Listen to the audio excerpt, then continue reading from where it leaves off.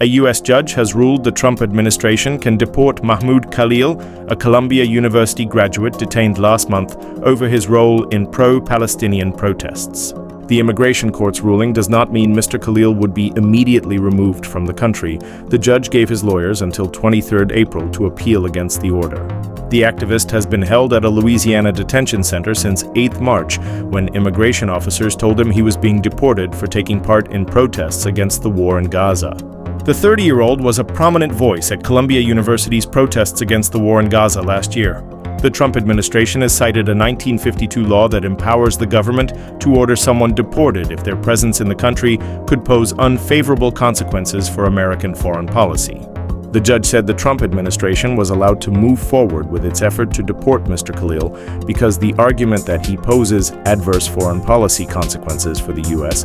is facially reasonable. Mr. Khalil, who was otherwise silent, addressed the court after the ruling.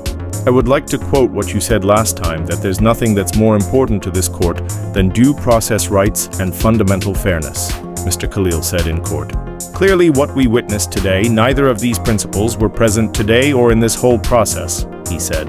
"This is exactly why the Trump administration has sent me to this court, 1,000 miles away from my family."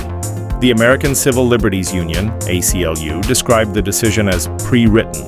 The rights group said the ruling came less than 48 hours after the U.S. government handed over the evidence they have on Mr. Khalil, which included nothing more than a letter from Secretary of State Marco Rubio that made clear Mr. Khalil had not committed a crime and was being targeted solely based on his speech.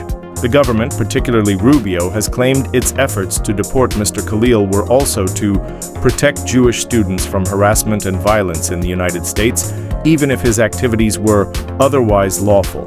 Mr. Khalil has also filed a federal court lawsuit in New Jersey challenging his arrest as unconstitutional. His lawyers have said the outcome of that case could block his deportation if they win. The Trump administration has separately alleged that the student committed immigration fraud by failing to disclose certain information on his green card application. This includes working for the British Embassy in Beirut and the United Nations Agency for Palestinian Migrants and Refugees. But the government has not submitted any new evidence related to this.